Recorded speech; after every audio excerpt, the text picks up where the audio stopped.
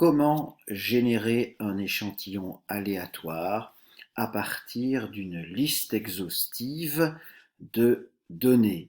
Ici, nous avons en colonne N dans ce fichier, nous avons un ensemble de prix. Nous désirons obtenir un échantillon aléatoire, donc tiré au sort, dans cette colonne où figurent les prix. Voilà, cette colonne N qui se trouve dans ce tableau Excel, EL31, le fichier EL31. Alors, comment est-ce qu'on effectue ça? Tout d'abord, on va générer des nombres aléatoires dans cette colonne Q ici.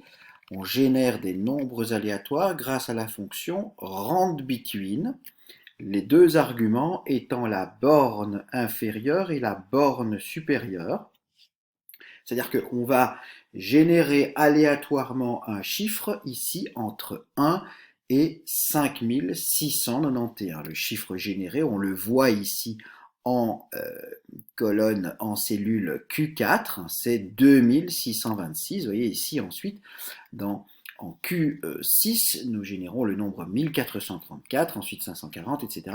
Tous ces nombres sont générés, sont des nombres entiers générés entre 1 et 5691.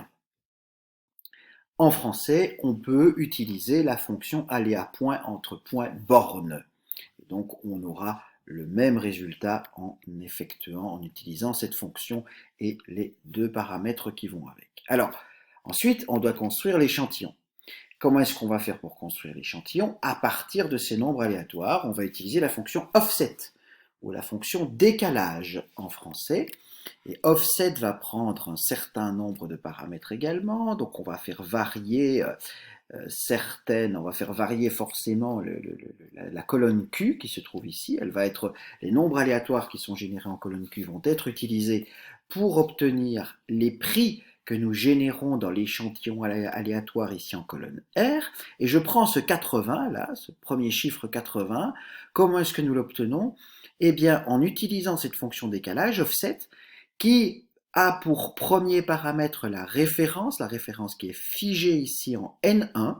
On se fige en N1, en la cellule N1, et on se décale du nombre qui existe dans Q4. On se décale de ce qu'il y a dans Q4, dans la cellule Q4, c'est-à-dire 2626.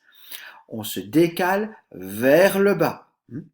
C'est le deuxième paramètre. Donc on prend N1, on ajoute 2626, ça fait 2627, et on va voir le nombre dans la colonne N qui correspond à 2627.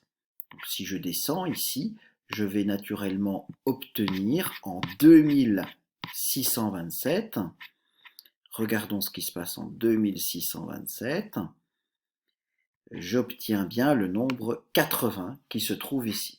Voilà. Et 80, voilà, c'est bien le nombre qui se trouve dans cette cellule-ci.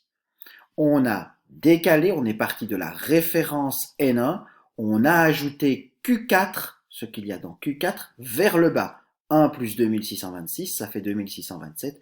On a obtenu ainsi le nombre 80 dans la cellule 2627. Il y a un troisième paramètre.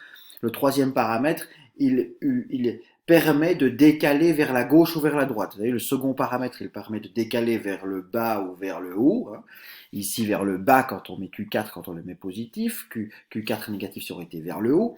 Et ici, le dernier paramètre, il n'est pas utile ici pour générer des nombres aléatoires, mais il permet de décaler, d'aller chercher donc un nombre vers la gauche ou vers la droite, dans une colonne vers la gauche ou vers la droite à partir de la référence N1.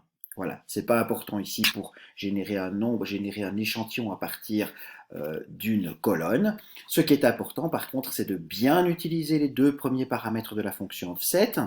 Donc ici par exemple, pour obtenir R4, on a décalé N1 de Q4 vers le bas. Pour obtenir R5, on décale N1 de Q5 vers le bas, et ainsi de suite, Q6 vers le bas pour R6, Q7 vers le bas pour R7, etc.